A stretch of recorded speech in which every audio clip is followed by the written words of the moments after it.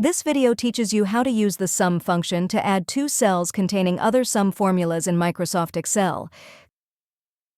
Click an empty cell, enter the sum formula, enter the names of the cells that contain the sums you want to add. Press Enter. This adds the values of the two cells and displays the sum. Try to get the average. Press Enter. Enter the sum formula.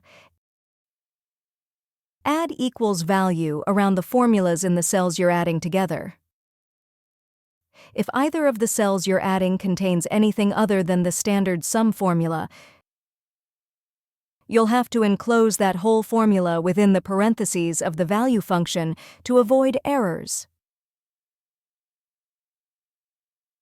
If you found this video helpful, please click the like button and subscribe to our channel for even more helpful tutorials.